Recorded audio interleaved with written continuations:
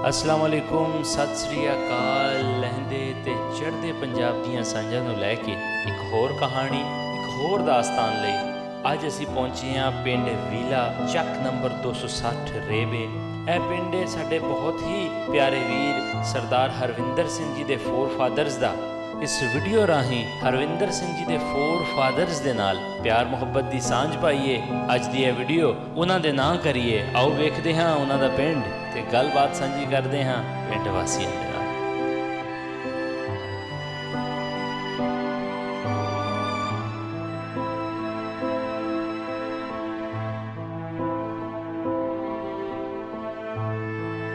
ਆਪਣਾ ਨਾਮ ਸਿੰਘ ਹਾਂਜੀ ਹਾਂਜੀ ਸੰਤੋਖ ਸਿੰਘ, ਅੱਛਾ। ਤੇ ਬਾਪ ਦਾ ਕੀ ਨਾਂ ਸੀ?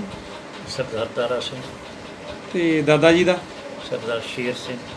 ਅੱਛਾ। ਉੱਥੇ ਕਿੱਥੇ ਆਪਣਾ ਕਿਹੜਾ ਪਿੰਡ ਸੀ ਉੱਥੇ ਪਾਕਿਸਤਾਨ 'ਚ? ਵੱਡਾ ਵੀਰ 260 260 ਚ। ਹਾਂਜੀ। ਅੱਛਾ। ਤੇ ਘਰ ਘਰ ਕਿੱਥੇ ਕੁ ਸੀ ਆਪਣਾ ਤੋਂ? ਸਾਡਾ ਘਰ ਸੀ ਵੱਡਾ ਮੇਨ ਬਾਜ਼ਾਰ ਜਿਹੜੇ ਨਵੀਂ ਵਿੱਚ, ਹਾਂਜੀ ਉਹਦੇ ਇੱਕ ਚੌਂਕਾਂ ਨੂੰ ਛੱਡ ਕੇ ਨਾ ਤੇ ਦੂਸਰੇ ਬਾਜ਼ਾਰ 'ਚ ਇਸ ਪਾਸੇ ਨੂੰ ਜਿੱਧਰ ਖੂਹ ਸੀ ਹਾਂਜੀ। ਤੇ ਸੜਕ ਬਾਹਰ ਨਿਕਲਦੀ, ਉਹਦੇ ਉੱਤੇ ਸਾਡਾ ਘਰ ਸੀ। ਅੱਛਾ। ਤੇ ਕਿੰਨੀ ਉਮਰ ਕਿੰਨੀ? ਚੜ੍ਹਦੇ ਨੂੰ ਬੂਆ ਸੀ, ਹਾਂਜੀ। ਲੈਂਦੇ ਪਰ ਇਸ ਪਾਸੇ ਘਰ ਸੀ। ਤੇ ਕਿੰਨੀ ਕੁ ਉਮਰ ਸੀ ਜਦੋਂ ਆਪਾਂ ਉਧਰੋਂ ਆਏ ਆ? 10 ਸਾਲ ਤੋਂ ਥੋੜਾ ਬਹੁਤਾ ਵੱਧ ਹੋਵਾਂਗਾ, ਇਹ ਤੋਂ ਘਰ ਨਹੀਂ ਹੁੰਦਾ ਇਸ ਵੇਲੇ। ਅੱਛਾ। ਸਕੂਲ ਜਾਂਦੇ ਸੀ? ਸਕੂਲ ਜਾਂਦੇ ਸੀ, ਉੱਥੇ ਅਲਫੀ ਪੜ੍ਹਦੇ ਸੀ। ਅੱਛਾ। ਕੋਈ ਯਾਰ ਬੇਲੀ ਹੋਵੇ ਕੋਈ ਮੁਸਲਮਾਨਾਂ ਦਾ ਜਿਹਦਾ ਕੋਈ ਨਾਂ ਯਾਦ ਹੋਵੇ? ਜਿਹਾ ਬੱਚਾ ਮੈਨੂੰ ਉਹਦੀ ਨਾਂ ਯਾਦ ਆ। ਉਹ ਨਿੱਕਾ ਜਿਹਾ ਪਤਾ ਨਹੀਂ ਲਾਡਲਾ ਕਰਕੇ ਉਹਨੂੰ ਝੋਨੀ ਕਰਕੇ ਆਖਦੇ ਸੀ। ਉਹ ਛੋਟਾ ਜਿਹਾ ਬੱਚਾ ਸੀ, ਉਹ ਵਕਤ ਦੇ ਨਾਲ ਪੱਟੀ ਉਹਨਾਂ ਨੂੰ ਕੁਛ ਨਹੀਂ, ਅਸਾਂ ਇਕੱਠੇ ਉੱਤੇ ਫਿਰਦੇ ਮਲਦੇ ਸਕੂਲੇ ਜਾਂਦੇ। ਅੱਛਾ। ਤੇ ਬਾਕੀ ਕਿੱਦਾਂ ਦਾ ਪਿੰਡ ਸੀ? ਹੋਰ ਪਿੰਡ ਬਾਰੇ ਕੀ ਜਾਣਦੇ ਜੀ? ਪਿੰਡ ਬਾਰੇ, ਪਿੰਡ ਸਾਡਾ ਕੱਚਾ ਵੀ ਸੀ, ਬਹੁਤਾ ਪੱਕਾ ਸੀ। ਜਗੀਰ ਸਿੰਘ, ਪਿਤਾ ਦਾ ਨਾਮ ਹਰਭਜਨ ਸਿੰਘ, ਬਾਬੇ ਦਾ ਨਾਮ ਚਰਨ ਸਿੰਘ, ਪੜਦਾਦੇ ਦਾ ਨਾਮ ਹੁਕਮ ਸਿੰਘ। ਤੇ ਆਪਣਾ ਪਿੰਡ? ਵੀਰਾ, ਚੱਕ ਨੰਬਰ 260, ਨਜ਼ਦੀਕ ਗੁਰਦੁਆਰਾ ਤਾਈ ਮਰਬਾ 1 ਮਰਬਾ 260 ਵੀਰੇ ਦੇ ਵਿੱਚ ਅੱਧਾ ਮਰਬਾ ਗੁਰੂਸਰ।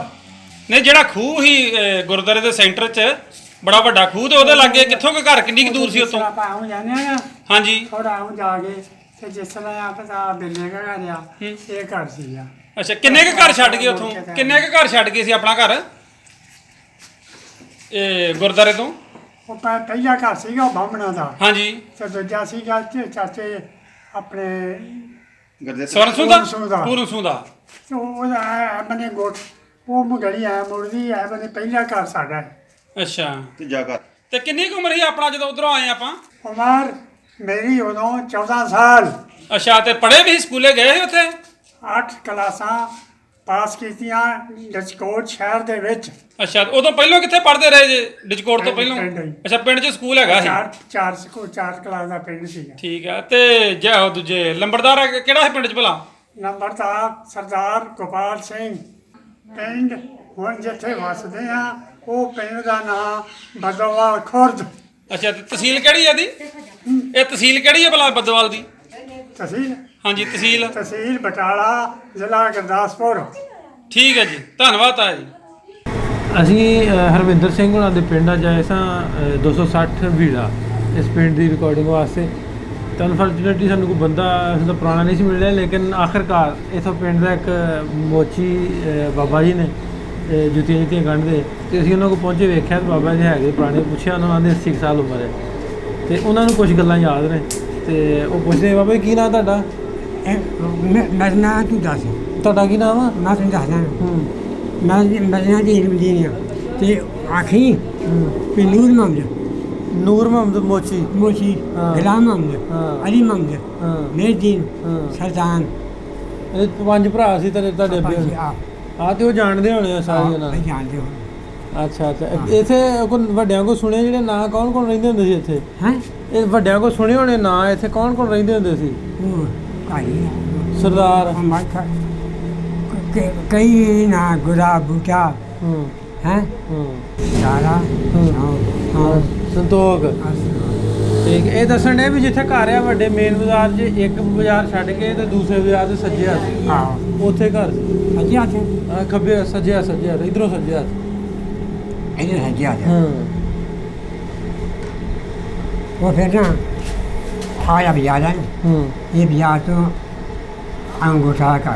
ਅੱਛਾ हाँ ਉਹ ਹੈ ਮੇਨ ਬਾਜ਼ਾਰ ਸਕੂਲ ਦੇ ਸਾਹਮਣੇ ਜਿਹੜਾ ਬਾਜ਼ਾਰ ਹੈ हाँ ਹਾਂ ਅੱਛਾ ਅੱਛਾ ਇਹ ਦੱਸੋ ਵੀ ਆਪਣੇ ਤੁਹਾਡੇ ਹੋਰ ਇਸ ਪਿੰਡ ਵਿੱਚ ਵਸਿੰਦਿਆਂ ਦਾ ਘਰ ਕਿਹੜਾ ਜੋ ਇੱਥੇ ਰਹਿਣ ਵਾਲੇ ਹੁਣ साढ़े इतने ਹਾਂ सारे घर इतने ਅੱਛਾ ਤੇ ਗੁਰਦੁਆਰਾ ਕਿਹੜੇ ਸਾਈਡ ਤੇ ਆ उठे बिजली खूब ਹੈਗਾ ਹਲੇ ਉਹ हैं क्या दूध चाय ਹਾਂ ਉਹ ਖੂਹ ਦੇ ਲਾਗੇ ਹੀ ਆ। आँखों भी लगी है पास ਠੀਕ ਠੀਕ ਠੀਕ ਤੇ ਅੱਬਾ ਜੀ ਤੁਹਾਡੇ ਕੀ ਕਰਦੇ ਹੁੰਦੇ ਸੀ ऐसे काम ही करता ਜੁੱਤੀਆਂ ਵਾਲਾ ਹੀ ਠੀਕ ਇਹ ਤੇ ਪਿੰਡ 'ਚ ਕਰਦੇ ਸੀ ਜਾਂ ਬਾਹਰ ਕਿਤੇ जी ਪਿੰਡ ਦੇ ਵਿੱਚ ਹੀ ਹਾਂ ਹੁਣ ਵੀ ਬਣਾਈਆਂ ਬਾਹਰ हाँ ये वजह मैं इसे गाड़ी करता काम शेयर करते रहे हैं ਅੱਛਾ ਅੱਛਾ ਅੱਛਾ ते वो ना बस ये मीर में होंगे तो गुलाम होंगे ਹਾਂ तेरी में होंगे मुझे मेर दिन ਹਾਂ हाँ वो गाँव पसंद फजल लाई के कर्म लाई के कुछ ਹਾਂ ਫਜ਼ਲ ਲਾਈ ਤੇ ਕਰਮ ਲਾਈ कर्म लाई के कुछ ਚਲੋ ਬਾਬੇ ਉਹਨਾਂ ਕੋ ਕੁਛ ਇਹਨਾਂ ਨੂੰ ਪਤਾ ਸੀ ਉਹ ਗੱਲਾਂ ਪੁੱਛੀਆਂ ਤੇ ਚੱਲਦੇ ਆਪਾਂ ਪਿੰਡ ਵੀੜੇ